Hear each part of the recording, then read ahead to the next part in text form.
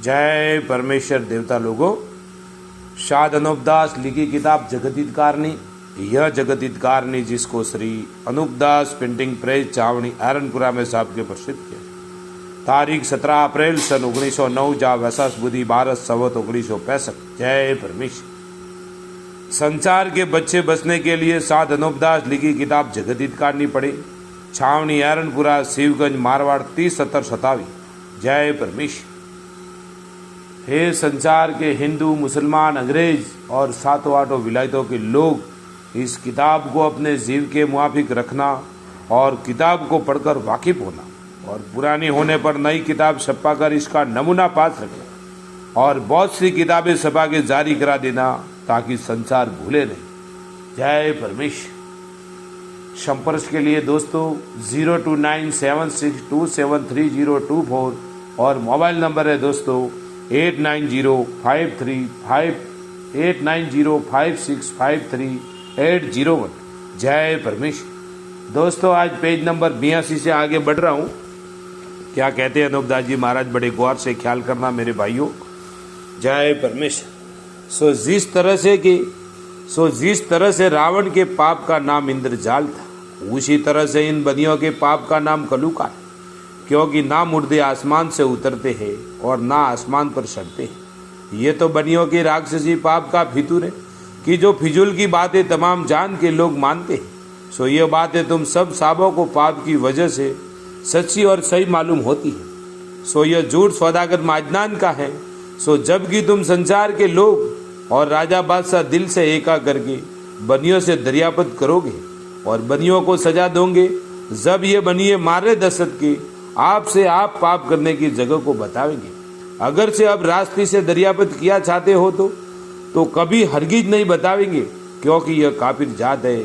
क्योंकि बनिए लोगों ने पहले भी काफिरी जाल चलाया था, जिसको बादशाह ने इन बंदितों को सजा दे करके छुड़ाया था, जिसका जिक्र अब ऊपर लिख चुका हूँ।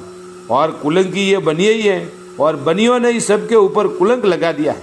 और जो कि सबों के घर में जाल की किताबें हैं वो भी बनियों के ही घर की है, क्योंकि बनिए लोगों ने ही तमाम जान के बच्चे मराने के लिए तमाम जान के ऊपर कुलंक लगा दिया है। क्योंकि पहले राजा रावण ने राक्षसी विद्या का पाप चलाया था। जब भी दुनिया में बहुत से राजा बादशाह भक्त हुए सो उनके नाम किताबों में लिख दिए कि जो कोई किताब को देखेगा तो मेरी बदनामी नहीं होगी और दुनिया यह समझेगी कि ये किताबें ऋषिश्वरों ने और राजा बादशाहों ने चलाई। सो ऐसी कपट करके रावण ने अपना राक्षसी पाप चलाया था कि इस जाल से मुझको और मेरी औलाद को बिल्कुल नुकसान नहीं है। उसी तरह से बनियों ने भी राक्षसी विद्या का जाल चलाया है और तरह तरह के जाल कर रहे हैं कि जो दूसरों के नाम किताबों में लिख दिए, सो सिर्फ दूसरों के बच्चे मराने के वास्ते जाल से किताबों में नाम रखती है। सो इस गरज से रख दिए है कि हमारी औलाद को कोई भी नहीं मारेगा तो सातों आठों बादशाह के लोगों को और राजा बादशाहों को और रियत को गारद कर देंगे, जिसका कुछ पता नहीं लगेगा। क्योंकि आगे राजा रावण ने राक्षस विद्या का पाप चलाया था। सो उसने 3 लोक में दुनिया के नाम का पाप चलाया था, परंतु जब उसका नाम जाल पकड़ा तो रावण को सजा मिली, परंतु दूसरों को नहीं। जिसकी वजह यह है कि वो भूले हुए थे।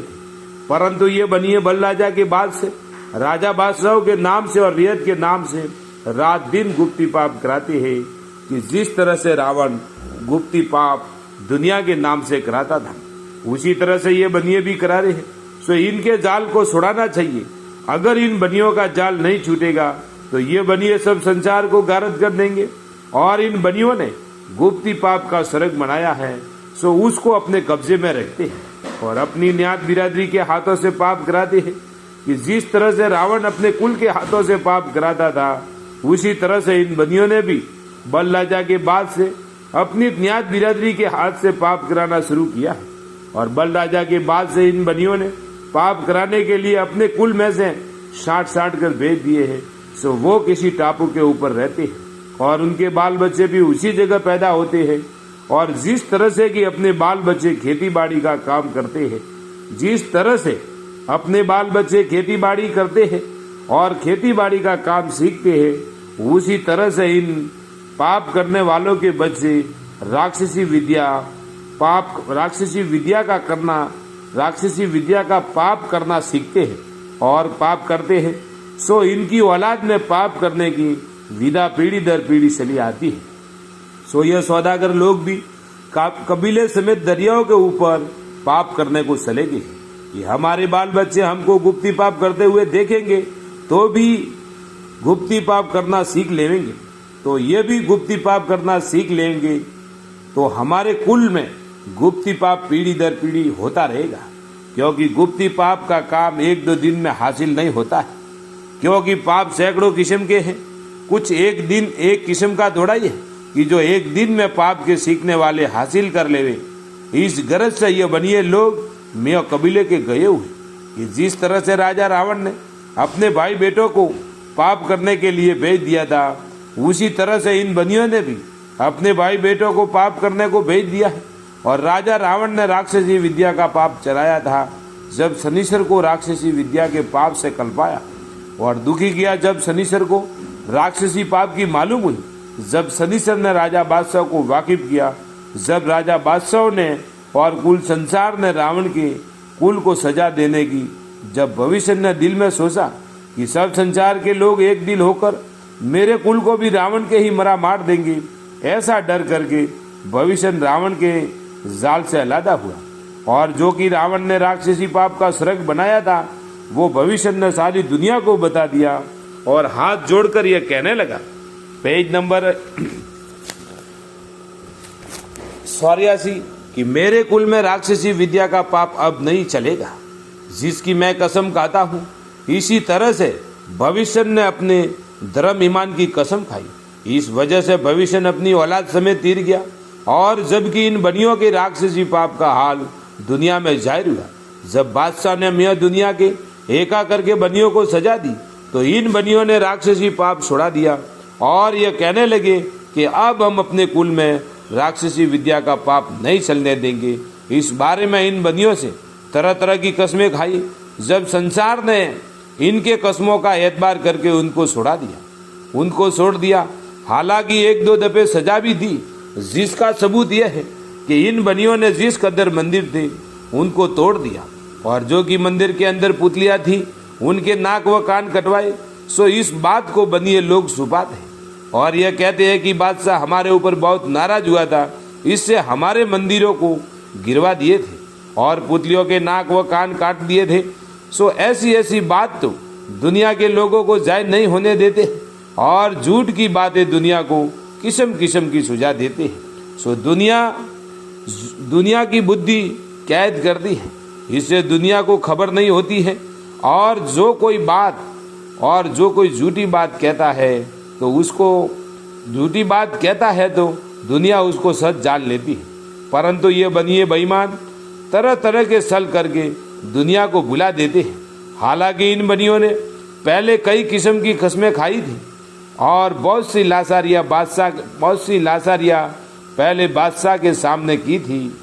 जब बनियों को बादशाह ने छोड़ा था कि अब ये बनिए अपने कसम ऊपर रहेंगे और पाप नहीं करावेंगे, अगर से यह मालूम होता कि ये बनिए दुनिया के नाम का पाप फिर करना शुरू कर देंगे और हमारे बाल बच्चों को अपने पाप से गारद कर देंगे और उनको अपने काबू में कर लेंगे और हमारी अकल को मियाँ औलाद के कैद करके फिर अपना राक्षसी पाप चला देंगे और दूसरे बादशाहों के मिलके हमारा राज ले लेंगे और हमारे बच्चों को मरवा देंगे। और अव्वल ये राक्षसी जाल राजा रावण के वक्त से चला है। 9-10 बार यह जाल पकड़ा गया। ये अव्वल तो राजा रावण के वक्त में यह जाल प्रकट हुआ, बाद उसके हरनाकुच के वक्त में जाहिर हुआ, बाद उसके कंस राजा के वक्त में यह जाल पकड़ा गया, फिर कारून बादशाह के जमाने में यह राक्षसी जाल छोड़े हुआ और फिर हिंदुस्तान के बादशाह के वक्त में एक बार मालूम हुआ था। और यह राक्षसी जाल कदीम से बनियों के घरानों में चला आता है। जय परमेश्वर। देवता लोगों कल पेज नंबर 85 से आगे चालू होगा। शाद अनूपदास महाराज लिखी किताब जगत हितकारनी। यह जगत हितकारनी जिसको श्री अनूपदास पेंटिंग प्रेस चावड़ी एरनपुरा में साहब के प्रसिद्ध। तारीख 17 अप्रैल सन 1909 जा वैसाख बुद्धि 12 संवत 1965। जय परमेश्वर, जय परमेश्वर, जय परमेश्वर।